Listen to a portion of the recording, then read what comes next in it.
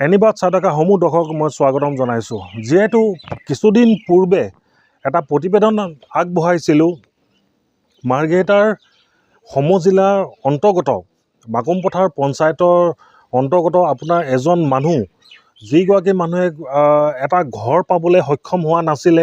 তেখেতে আজি 15 বছৰ ধৰি তেখেতে এটা ঘৰ পোৱা নাছিলে। তেখেতৰ বহুত কষ্টৰে তেখেতে নিজৰ জীৱন যাপন অতিবাহিত কৰিছিলে। আৰু বৰ্তমান মই সেই ব্যক্তিজনৰ ঘৰত আহি উপস্থিত হৈছোঁহি। মই দেখাবলৈ চেষ্টা কৰিম, মোৰ সতীৰ্থক দেখাবলৈ চেষ্টা কৰিম এই আমি কৰা বাতৰি প্ৰভাৱত তেখেতে বৰ্তমান এটা ঘৰ পাবলৈ সক্ষম হৈছে।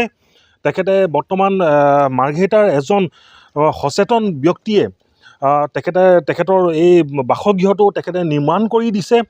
আৰু মোৰ সতীৰ্থত সমগ্ৰ পৰিৱেশটো দেখাবলৈ চেষ্টা কৰিছে, কিদৰে তেখেতে ইমান দিনে আজি 15 বছৰ তেখেতে কষ্টৰে ইয়াত অতিবাহিত কৰিব লগা হৈছিলে। তেখেতে এখন চালিৰ তলত তেখেতে জীৱন নিৰ্বাহ কৰিব লগা হৈছিলে। আৰু আমাৰ বাতৰি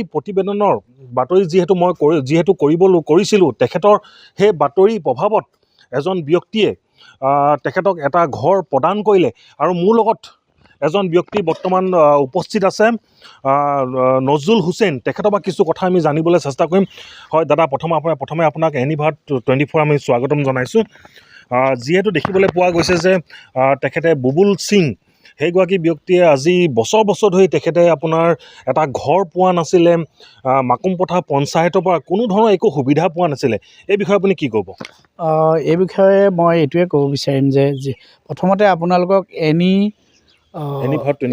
ভাৰত 24ক ধন্যবাদ জনাইছোঁ। কাৰণ আপোনালোকৰ বাতৰিৰ প্ৰতিফল এই ঘৰটো আপোনালোকে বাতৰি পৰিৱেশন কৰাৰ পিছত আমি আহিছিলোঁ চাবৰ কাৰণে। আৰু আমি আহি আমাৰ ফেচবুক চেনেলৰ যোগেদি, মোৰ এটা পেজ আছে, পেজৰ যোগেদি ৰাইজক অনুৰোধ জনাইছিলোঁ যে মানুহজন এনেকৈ দুখত আছে আৰু আপোনালোকৰ বাতৰি চাই। তেতিয়া মোৰ এজন বন্ধুৱে কৈছিল যে এই ঘৰটো বনাই দিব।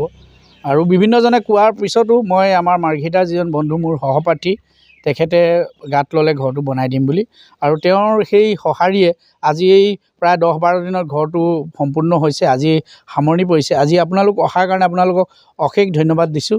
আৰু পঞ্চায়তৰ অন্তৰ্গত, যিহেতু মাকুমপথাৰ পঞ্চায়তৰ অন্তৰ্গত, ঘৰ পোৱা নোপোৱাৰ ক্ষেত্ৰত তেখেতৰো অকণমান যিহেতু তেওঁৰ বয়স হৈছে, এটা এক্সিডেণ্ট হৈছিলে। আৰু তেওঁ যদিও 1970তে তেওঁ মেট্ৰিক পাছ কৰা মানুহ, কিন্তু বিভিন্ন কাৰণত তেখেতে এই পৰিৱেশত থাকিব লগা হ'ল। আৰু আজিৰ তাৰিখত তেখেতে ঘৰটো পাইছে। পঞ্চায়তৰ পৰা নোপোৱা বা কাৰণ এটা থাকিব পাৰে, তেওঁ হয়তো দৌৰাদৌৰি কৰা নাই আৰু তেখেতে ঘৰতো নাথাকে প্ৰায়। আজি মই ঘৰটো বনাই থাকোঁতে তেখেতক বিচাৰি ফুৰিব লগা হৈছে। গতিকে সম্পূৰ্ণকৈ পঞ্চায়তৰ গাটো দুখ দিব নোৱাৰিম, কিন্তু তথাপিও অকণমান পঞ্চায়তেও গুৰুত্ব দিব লাগিছিলে। যাই কি নহওক, আপোনালোকক ধন্যবাদ দিছোঁ আৰু মোৰ বন্ধুজনক ধন্যবাদ দিছোঁ। এইখিনিতে আৰু এটা বিশেষ কথা ক'ব বিচাৰিছোঁ। আজি ঘৰটো বনাই থাকোঁতে শেষত তেখেতৰ ইয়াৰ পুৰণা ঘৰটো ভাঙিব নিবিচাৰে, হোম ক'ট বুলি কৈছে। তাৰপিছত বিচনা নাই। তাৰপৰা মোৰ শুভাকাংক্ষী এগৰাকী জয়ন্তী শৰ্মা, তেখেতক অনুৰোধ কৰিলোঁ, তেখেতে বিচনা এখন দিছে নেকি, ফল্ডিং বিচনা এখন, মজবুত বিচনা, নতুন বিচনা তেখেতক দিছে। তেতিয়াই তেওঁ ভিতৰলৈ সোমাইছে।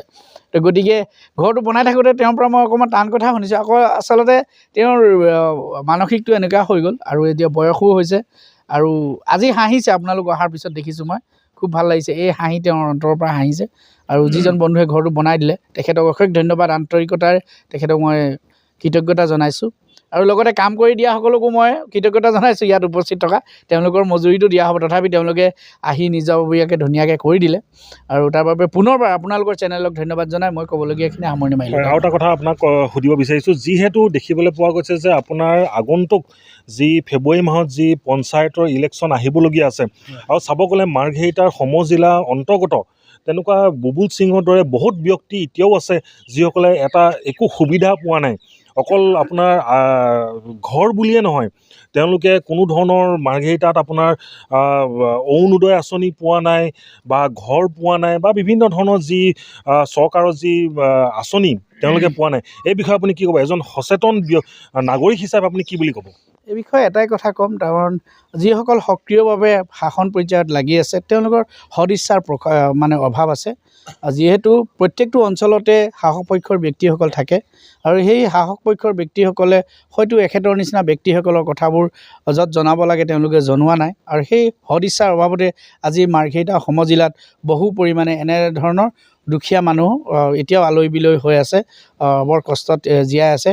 আশা কৰোঁ আগন্তুক দিনত যিকোনো পঞ্চায়ত আহক, যিকোনো চৰকাৰ আহক, যিকোনো দলে আহক, এই ক্ষেত্ৰত গুৰুত্ব আৰোপ কৰি যাতে অতিকৈ দৰিদ্ৰ আৰু প্ৰয়োজনীয় একেবাৰে প্ৰয়োজন সাপেক্ষে থকা ব্যক্তিসকলক সহায় সহযোগিতা আগবঢ়ায় তাৰে অনুৰোধ জনাইছোঁ মই। হয়, আপোনাক ধন্যবাদ জনাইছোঁ।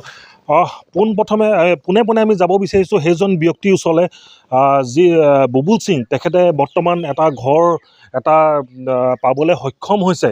আহকচোন তেখেতৰ পৰা কিছু কথা আমি জানিবলৈ চেষ্টা কৰোঁ। হয়, যিহেতু আমি নিউজ কৰিছিলোঁ দুদিনমানৰ আগত, আমি এটা বাতৰি পৰিৱেশন কৰিছিলোঁ, যাৰ কাৰণে আজি আপুনি এটা ঘৰ পাবলৈ সক্ষম হ'ল, এই বিষয়ে আপুনি কি ক'ব? ঘৰটো পাই মই ভালেই পাইছোঁ, মানে তেওঁৰ মনটো অলপ ভাল লাগিছে আৰু। হয়, যিহেতু আপুনি আজি 15 বছৰে আপুনি ইমান কষ্টৰে এখন টিপালৰ তলত আপুনি জীৱন নিৰ্বাহ কৰিব লগা হৈছে, যিহেতু আপুনি এটা ঘৰ পালে, আৰু বাকী আপোনাৰ কেনেকুৱা ধৰণৰ আৰু কি পাবলগীয়া বাকী আছে ইয়াত? হয়, বৰ্তমান আপুনি এটা ঘৰ, তেখেতক আপুনি কি বুলি ধন্যবাদ জনাব, যিহেতু যিজনে আপোনাৰ এটা ঘৰ দিবলৈ সক্ষম হৈছে? তাক ভালকৈ অলপ বঢ়াই লৈ হিৰ' হ'ব নেকি, আৰু ভালকৈ।